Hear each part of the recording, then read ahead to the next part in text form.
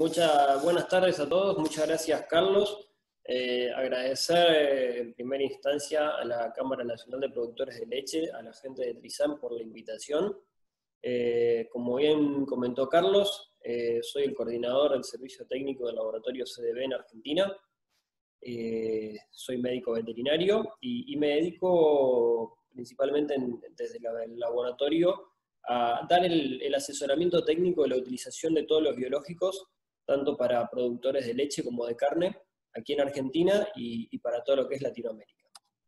Contándoles un poquito qué es el laboratorio, qué es CDB. CDB es un laboratorio argentino que tiene más de 35 años de experiencia en el mercado de los biológicos. Elaboramos más de 50 productos biológicos, tanto para ganado como para peces. El laboratorio debe su nombre, sus siglas CDB, a Centro Diagnóstico Veterinario, que fue como inició el laboratorio, como un laboratorio de diagnóstico, y luego desarrollando a través de los aislamientos a campo las vacunas para volcarlas en la utilización de los diferentes rodeos y hatos lecheros. El laboratorio exporta hoy por hoy a más de 10 países, tanto de Latinoamérica como de Oceanía y Europa. Es uno de los pocos laboratorios en Argentina que produce bajo normas de calidad GMP, donde está todo certificado desde que llegan las materias primas al laboratorio hasta la vacuna final, y podemos hacer un seguimiento de todo ese producto. Y para concluir, a principios de este año 2020, la revista británica Animal Farm nos ha galardonado como mejor empresa del sector veterinario para Latinoamérica, en el 2019, para el año 2019, por todos los procesos que lleva adelante CDB en Argentina y en el resto de la región. Pero bueno, yendo un poco a lo que es la temática que vamos a compartir hoy, hablando un poco de lo que son las mermas en lo que es el tambo. El tambo es una empresa. Como toda empresa, tenemos que tener los objetivos claros para saber a dónde vamos a dirigirnos. Parte de esos objetivos, ¿sí?, como metas que puse aquí en la primera presentación: un ternero por vaca por año. Si no tenemos un ternero, no tenemos leche, que es el producto final de nuestra producción. La mayor cantidad de litros logrados por lactancia, la mayor cantidad de lactancia por vaca y la calidad de la leche, ¿sí?, hablando de células somáticas, grasa butirosa, proteínas, patógenos contenidos en la leche y antibióticos, residuos y demás. Ahora, para lograr todos estos objetivos, nosotros debemos minimizar todos aquellos factores que nos vayan a generar errores o mermas dentro de estos objetivos, ¿sí? Como todos sabemos, uno de los principales pilares de la producción es la sanidad, y es a donde nos vamos a enfocar hoy, ¿sí? A ver, ¿cuáles son, dentro de lo que es el ámbito sanitario, específicamente hablando de enfermedades de tipo reproductiva, cuáles son las principales que nos pueden afectar, cómo nos van a afectar, cómo nos impactan y de qué manera podemos llegar a prevenir? Bueno, arrancando, ¿sí?, podemos encontrarnos con lo que son la campilobacteriosis y la tricomoniasis. Son dos enfermedades de tipo venérea. La primera, la tricomoniasis, es causada por un protozoario, Trichomonas fetus, y la campilobacteriosis es causada por una bacteria, ¿sí?, la Campylobacter fetus, de las cuales hay dos subespecies, Venerealis y fetus. Ambas, ¿sí?, generan mermas en cuanto a eficiencias reproductivas de un 20%.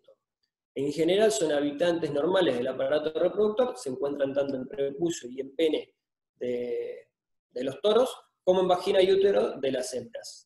Los toros en general son portadores asintomáticos, no vamos a encontrar ningún tipo de sintomatología clínica en los animales, van a transmitir la enfermedad sin generarnos a nosotros ningún indicador de que son los portadores, ¿sí? Hay una posibilidad también de transmisión vía inseminación artificial cuando usamos, sobre todo, semen congelado que venga de establecimientos o de centros que no hayan sido controlados o que no tengan un buen control clínico de esto. ¿Qué es lo que nosotros vamos a encontrarnos en el rodeo cuando estamos en presencia de estas enfermedades? Lógicamente, en primer medida, un menor porcentaje de preñez. Acompañado a esto van a aumentar la tasa de servicios por concepción. Yo voy a ver qué sirvo animales y que esos animales, luego de un ciclo, vuelven a entrar en celo, por ende voy a aumentar esa tasa de servicios para lograr esa concepción. Voy a tener vacas, lógicamente, con repetición de celos, por lo que hablaba antes, la de la mortalidad de embrionarias, y que me van a estar repitiendo los celos. Voy a tener hembras en celo al final del servicio, si yo tengo servicios estacionados, ¿sí? Por estas pérdidas embrionarias tempranas y las repeticiones de los celos. Puedo encontrarme con piómetras, sobre todo por lo que son las maceraciones fetales de terneros, o de fetos, mejor dicho, que han muerto, ¿sí? Han quedado, se han momificado, y han tenido, sufren contaminaciones y demás, generando las piómetras, ¿sí? Que luego me van a generar un gasto en lo que son tratamientos y en el alargar los días vacíos o los días abiertos, por así decirlo, de esas vacas. Y un menor porcentaje de preñez, sobre todo en vaquillonas y en vacas viejas, por la inmunidad temporal que se genera en las vacas luego de una primoinfección con cualquiera de las dos agentes. Bueno, otro de los agentes que nos vamos a estar encontrando dentro de lo que son las enfermedades reproductivas, es uno por más conocido, es el herpes virus bovino tipo 1, tanto el subtipo 1 como el subtipo 2, van a poder generarnos cuadros de tipo genital o de tipo abortivo. El tipo 1, que es el más conocido, el clásico denominado IBR, ¿sí? Puede producir cuadros nerviosos, cuadros de tipo respiratorio. En general son los principales, los cuadros respiratorios, los que después nos van a dar como secuelas, ¿sí? Por esas infecciones y esa latencia que genera el virus, los posteriores abortos. En rodeos donde no ha habido circulación viral y de repente se encuentran con el virus, vamos a encontrar hasta casi un 60% de problemas de tipo abortivos o reproductivos en ese tipo de rodeos si no han sido vacunados. Las vías de transmisión, ¿sí? son de tipo de contacto directo, sobre todo el contacto digamos, en establecimientos donde hay mucho hacinamiento, la respiración, el contacto directo de aguadas, de alimentaciones, ¿sí? Por lo que son secreciones de tipo oculares, gotitas nasales, ¿sí? El semen de toros infectados. Y en cuanto a los signos reproductivos, van a ser varios, ¿sí? Siempre hablando de lo que son muertes embrionarias, repeticiones de celos, sobre todo en hembras que pierden esas gestaciones tempranas, abortos, ofaritis, retenciones de placentas, endometritis, pero los dos principales que nos vamos a encontrar son los abortos, que en general los vamos a encontrar entre el 7º y el 9º mes de gestación, ¿sí? Y como dije antes, como secuelas de las viremias de formas respiratorias, o bien el cuadro genital, ¿sí? A la derecha tenemos una balanopostitis, a la izquierda la balanopostitis, a la derecha la vulvovaginitis, que son infecciones que se van a localizar pura y exclusivamente en la mucosa, tanto de pene como de las vulvas y de la vagina, generándonos infertilidad de tipo temporal, metritis y piómetras, sobre todo en las hembras. En los toros lo que principalmente vamos a ver es que son reacios a saltar o a servir a esos animales, ¿sí? Otra de las enfermedades, ya por demás conocidas dentro del ambiente, y creo que hoy por hoy es una de las que más atención está llevando por todas las falencias o todas las mermas que nos van generando y su gran problemática en cuanto al control, es la diarrea viral bovina. Esta enfermedad también es causada por un virus, en este caso es un pestivirus. Va a ir cursando con cuadros de variada intensidad dependiendo de las cepas infectantes. ¿Sí? Tenemos dentro de lo que es diarrea viral bovina, subtipo 1, subtipo 2, 1A, 1B, e incluso después se pueden caracterizar por su efecto sobre lo que son epitelios por el daño que generan, ¿sí? Por eso los podemos clasificar como citopáticos y no citopáticos. Dentro de lo que son las células gestantes, que es a lo que nosotros nos interesa o a lo que vamos a abordar ahora principalmente, nos van a ocasionar lo que son muertes embrionarias, podemos encontrar malformaciones congénicas, ¿sí? De tipo hipotricosis, hipoplasias cerebrales, cegueras, animales que nacen con cataratas de tipo bilateral, que no es algo normal, animales que nacen con el paladar no del todo cerrado, ¿sí? Lo que se denomina palatosquisis.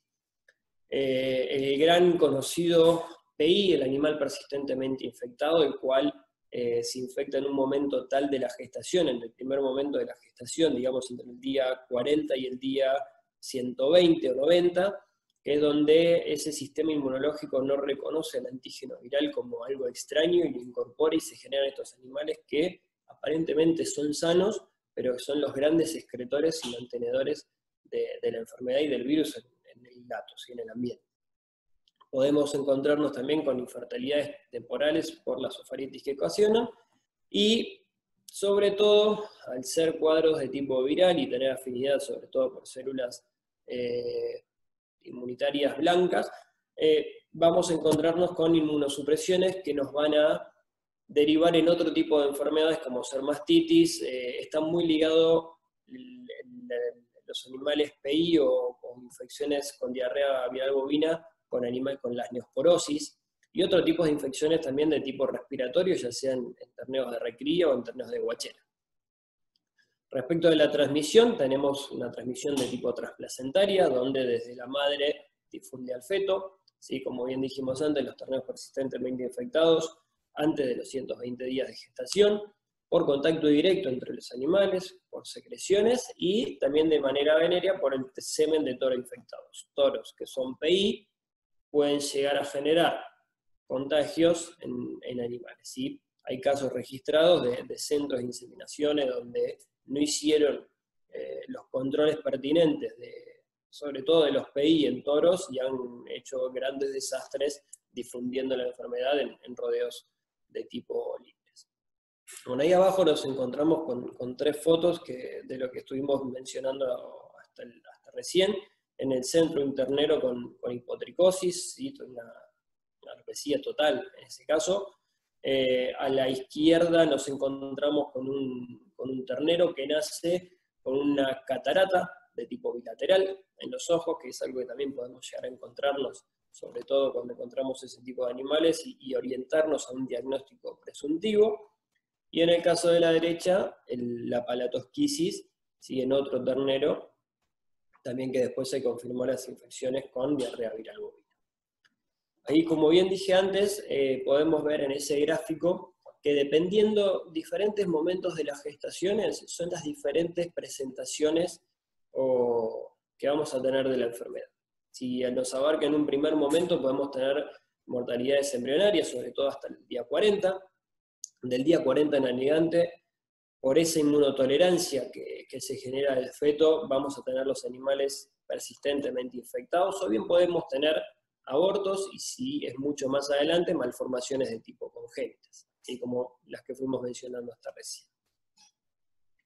Bueno, dentro de lo que es otra de las enfermedades, yo creo que esta es una de las enfermedades que tenemos que darle principal importancia junto a lo que es brucelosis, sobre todo por la implicancia en lo que es salud pública. Si no debemos de olvidarnos que estas enfermedades son de tipo zoonóticas, ¿sí? Son enfermedades que nos pueden afectar a nosotros, veterinarios, a gente que trabaja en el campo, a productores, a tamberos, ¿sí? Yo creo que ahí radica la principal importancia de esta enfermedad, fuera de lo que son las mermas reproductivas que ahora vamos a estar viendo un poquito más adelante.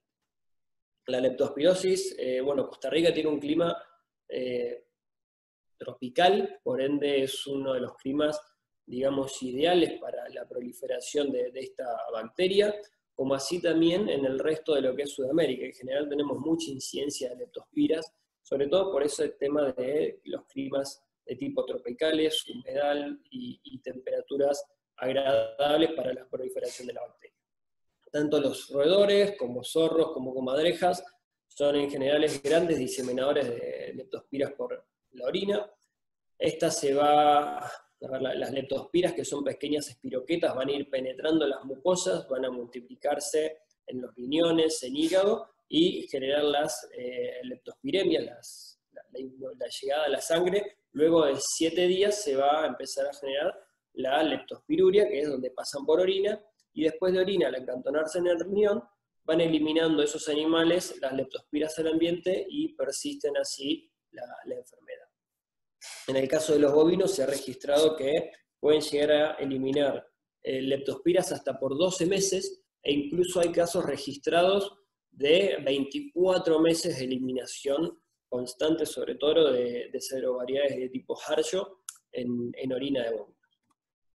Las presentaciones que vamos a tener, siempre hablando de lo que son, digamos, cuadros de tipo reproductivo, podemos tener infertilidad, sobre todo en vaquillonas que sean vírgenes a esa primera infección o a esa primera presentación con las leptospiras, vamos a tener mermas en la preñez de hasta un 30%. En el caso de los abortos, de vuelta, en el caso de atos o rodeos que no hayan tenido un contacto previo con ningún tipo o con ninguna serovariedad de leptospiras, lo que primero nos vamos a encontrar son esas tormentas de abortos que le denominamos en Argentina, que son incluso hasta más de un 30% del rodeo abortando, que es algo por ahí a veces hasta desesperante de ver. Y en el caso de animales o rodeos que ya han tenido contacto con leptospirosis y que ya es algo normal dentro del ambiente, nos podemos llegar a encontrar con mermas de hasta un 5%. Otra de las consecuencias que podemos llegar a tener son caídas en las producciones, ¿sí? Podemos ver a que se generan mermas de hasta un 50% en esos animales de 50% digamos de producción de leche, ¿sí? En esos animales que entran en contacto por primera vez con esta bacteria. Esos animales incluso pueden sufrir luego secados prematuros y no llegar a recuperar su producción por el resto de la lactancia. Y también están registrados que esos animales que se infectan de leptospirosis incluso pueden llegar a generarse mastitis graves, mastitis de tipo sanguinolenta, ¿sí? Que son después difíciles de tratar y generan una secuela en esa ubre. Y la otra presentación que tenemos es sobre todo en animales chicos, ¿sí? En leptospirosis de tipo aguda, la muerte de terneros, ¿sí? Que a la larga nos va a generar una merma, una pérdida de rentabilidad también en ese tambo o en ese hato lechero. En cuanto a la brucelosis, también lo mismo que para la leptospirosis, primera consideración, son enfermedades zoonóticas, son enfermedades a las cuales no debemos dejar de lado, de dejar de prestar atención, sobre todo nosotros como veterinarios. En Argentina pasa que muchas veces los médicos no están al tanto de las presentaciones de este tipo de enfermedades, y son los veterinarios quienes, con ese relacionamiento con la salud pública, logran transmitir los conocimientos al médico y llegar a los diagnósticos muchas veces de estas enfermedades por comentarios que pasan ahí en los campos. Bueno, fuera de este comentario en particular, zoonosis, la bacteria que la produce es la brucela. Los bovinos en general se van a contaminar o a infectar. La principal vía es la vía digestiva, como vemos en la foto de abajo, animales que comen, lamben esas placentas, esos fetos abortados, o bien el contacto de esos fetos abortados por brucelosis que contaminen pastos y contaminen aguadas alrededor, y es la principal vía de contagio. En el caso de la presentación, vamos a ver animales que abortan, en general en segundo tercio de gestación, y es muy marcada la placentitis y la retención de placenta que se genera en estos casos. Si uno va a ver, incluso los cotiledones los vamos a encontrar de manera erosionada, de una manera muy característica, ¿sí? Y en el caso de otra de las presentaciones clásicas es la retención de placenta. Esas vacas, si por ahí no encontramos el feto abortado, vemos que tienen retenciones de placenta y están muy ligados a la presentación con lo que es brucelosis. Bueno, neosporosis es hoy por hoy creo también otra de las enfermedades que más estamos escuchando o que más estamos teniendo prevalencia en muchos rodeos, no solamente de tambos, sino también en rodeos de cría que han en provincia de Buenos Aires, en Argentina. Es una de las principales causas de abortos en rodeos de leche de Estados Unidos, sobre todo en la costa de California. Es un parásito la neospora, ¿sí? Es un protozoario. El perro es el hospedador definitivo de este parásito y parte del ciclo, ¿sí? Cuando excreta esos oquistes, las vacas los ingieren con los pastos o con el agua, y por vía digestiva se llega a la vaca, donde la vaca lo ingiere y sigue su curso hasta llegar a los que son los taquizoitos y las formas de tipo reproductiva, donde luego generan las migraciones al feto y van a producir el principal parámetro, el principal signo que vamos a tener, sobre todo en vacas gestantes, es esa, ¿cómo se llama? Ese aborto de ese ternero, o un ternero que nace débil o con sintomatología de tipo nerviosa. Sí. Eso es una de las principales cosas que vamos a encontrar en la neospora. Los abortos los vamos a ver generalmente entre el cuarto y el sexto mes de gestación, pueden darse incluso después, donde los vamos a encontrar abortos de tipo autolítico, o bien pueden tener los terneros que, como bien mencioné, que nacen débiles, con algún tipo de malformación y sobre todo terneros con sintomatología de tipo nervioso.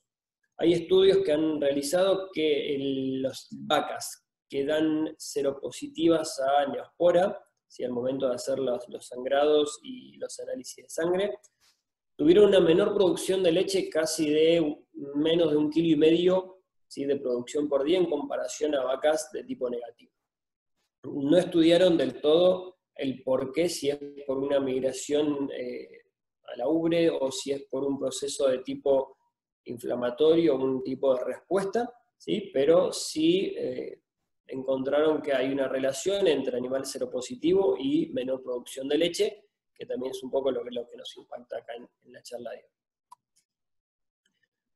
Bueno, y ya una de las últimas que vamos a ir hablando es el Haemophilus sum. Es una bacteria, también conocida como Histophilus, sí, hoy por hoy. Es muy similar en los cuadros de presentación a lo que es IBR, porque vamos a tener cuadros de tipo respiratorio, cuadros de tipo reproductivo, cuadros de tipo nervioso. ¿Sí? Entonces ese es uno de los principales diferenciales al momento de encontrarnos con este tipo de cuadros. En general están de manera normal en tracto genital de las hembras como de los toros.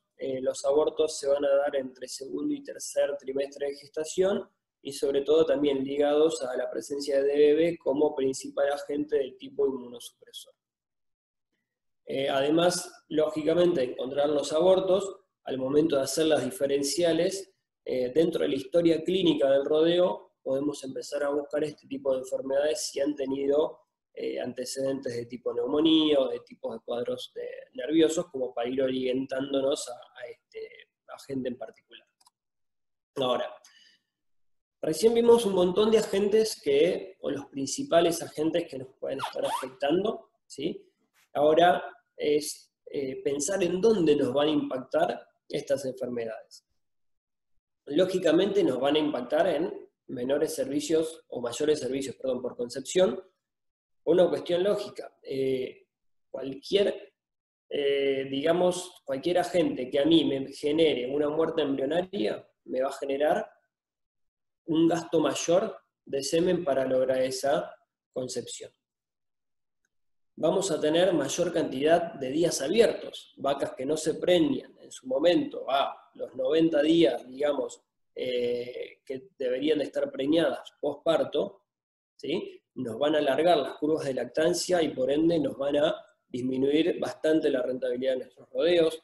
Vamos a tener los periodos entre parto mucho más largos porque no vamos a estar logrando ese ternero por vaca por año, esos 360 días, 365, 370 días, donde yo quiero lograr ese ternero. Vamos a tener un gasto en el aumento de las reposiciones, ¿sí? Animales que sufren de metritis constantes, animales que son PI, o animales positivas a brucelosis, que uno los va a tener que ir descartando del rodeo, los voy a tener que ir reemplazando, por ende mi tasa de reposición va a ser cada vez más alta.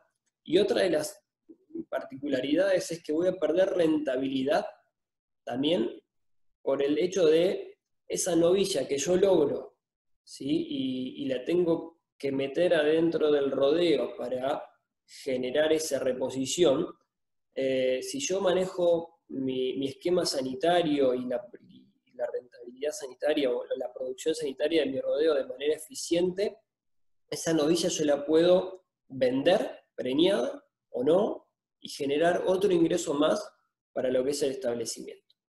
Las pérdidas de ternero para la venta, de vuelta, terneros machos que me nacen en el campo, que uno los puede recriar, engordar y vender, se van a ver afectados si yo no logro ese ternero. Y las pérdidas en las producciones, lógicamente por, digamos, esto de correr los días abiertos, aumentar la cantidad de días abiertos, correr las curvas de lactancia, ¿sí? Donde nos van a ir viendo un poco vamos a estar perdiendo rentabilidad, ¿sí? de lo que es el establecimiento y el objetivo de la empresa.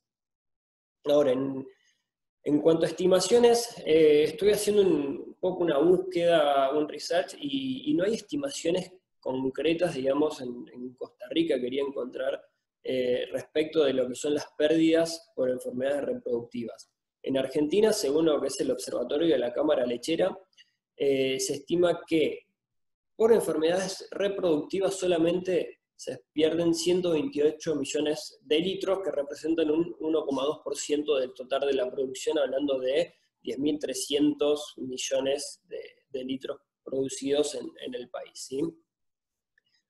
Otro de los datos que no hay muchas referencias y que tampoco, digamos, no son muy exactos, sino que son muy, muy estimativos, es cuánto me cuesta un vientre abortado.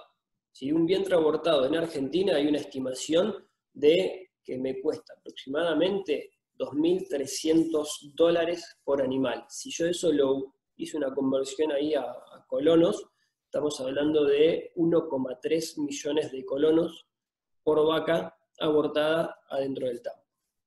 Una estimación para Estados Unidos es bastante menor, estamos hablando de casi $1.000 por vaca abortada. ¿Y a qué se deben estas estimaciones y por qué son estimaciones? Y digo que no son pura y exclusivamente a las pérdidas, ¿sí? reproductivas, sino porque son cosas que a veces no vemos o son de tipo subclínicos. Nosotros pensamos en el aborto en sí, pero no vemos ligado a eso los gastos de alimentación que tuvimos de esa vaca para que se preñe, ¿sí? y que pierda esa aparición, los gastos asociados al semen, ¿sí? sobre todo en esto de aumentar la cantidad de servicios por concepción. A veces es mínimo, ¿sí? pero reduciendo al mínimo los gastos es cuando la empresa se hace mucho más eficiente. En cuanto al personal también, de estar atrás de los animales en cuanto a los tratamientos, sobre todo lo que son mastitis, las metritis, y los gastos en tratamientos asociados a esas metritis, a esas mastitis, a esas retenciones de placenta, son todos los que nos llevan a estos números de $2.300 por animal o por aborto dentro del tambo. Ahora bien, tenemos abortos, tenemos una problemática y tenemos una pérdida de rentabilidad. Entonces, ¿qué es lo que hacemos? ¿Cómo podemos reducir estas pérdidas? Y es muy sencillo, o digamos sencillo desde el punto de vista práctico, la reducción de estas pérdidas. ¿Cómo la vamos a trabajar? Con un plan sanitario. Y acá voy a hacer una salvedad. Lo que ustedes ven ahí es un plan sanitario que nosotros usamos de base como técnicos cada vez que vamos a algún rodeo lechero o algún tambo en Argentina y orientamos al productor en lo que son los esquemas sanitarios. Ese esquema sanitario que ustedes ven ahí no es la panacea. Cada tambo, cada rodeo lechero requiere de un plan sanitario específico, acondicionado, ¿sí? y consensuado entre el veterinario y el productor. ¿Por qué? Porque cada rodeo y cada producción es un mundo, ¿sí? son mundos aparte. Por ende, lo que a uno le sirve o le parece práctico, en otro caso deja de ser práctico y no le sirve.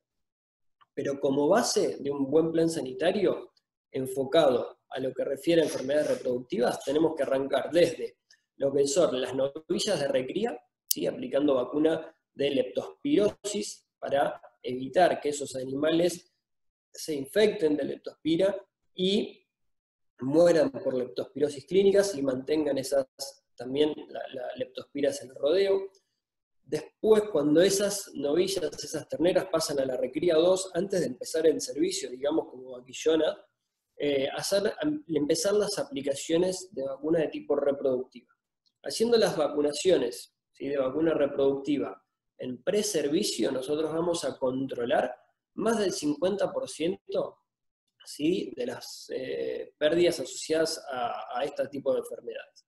Todas las vacunas reproductivas están contenidas o contienen dentro de su composición IBR, DBB, Leptospira, Haemophilus y Campi, ¿sí? Por ende, si me las pongo a enumerar de vuelta, son las principales enfermedades que estuvimos hablando recién. ¿Y cuál es la importancia de darla antes del servicio? Primero, de generar esos anticuerpos protectivos, ¿sí?, protectores, que son los que me van a evitar, ¿sí?, las pérdidas asociadas, ¿sí?, a las enfermedades. Hay algunos casos en lo que es IBR, lo que es DBB, capaz que no puedo controlar la infección en sí, o que ese agente entre en mis animales, en mi vaca, pero sí voy a poder controlar la excreción y las mermas asociadas, ¿sí?, o los abortos por ese agente en particular. Entonces, antes de entrar a la temporada de servicio, hago la primera aplicación de vacuna reproductiva de esa recría. A los 21 días, 30 días, hago la segunda aplicación de vacuna reproductiva. ¿Sí? Esto es clave. Siempre que yo vacune un animal por primera vez, tengo que dar 2 dosis de cada vacuna. La primera genero la primera inmunidad, la primera memoria, que luego la mantengo y la repico con el efecto booster de la segunda dosis.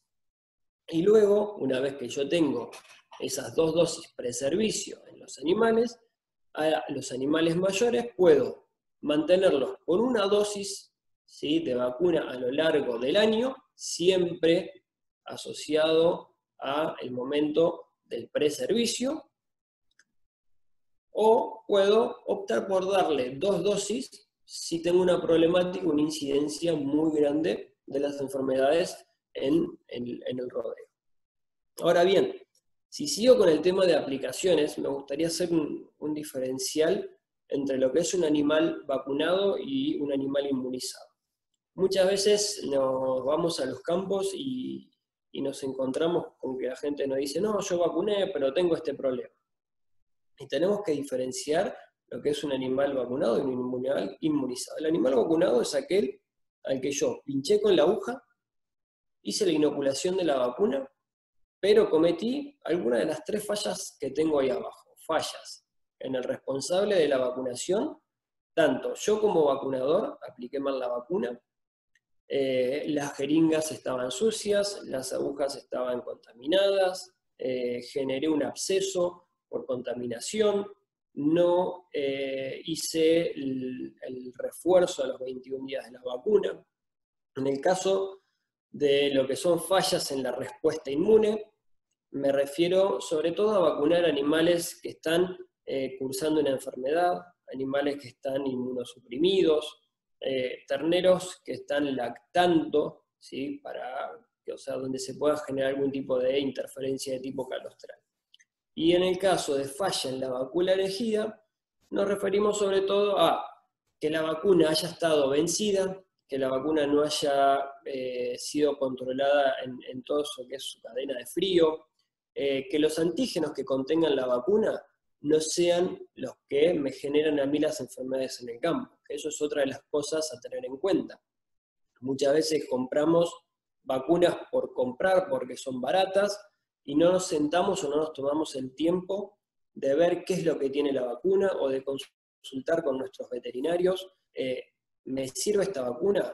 ¿Esta vacuna me va a controlar lo que tiene esta vacuna? ¿Es lo que la problemática que yo tengo en el campo? Entonces, controlando estas 3 fallas, puedo diferenciar un animal vacunado de un animal inmunizado.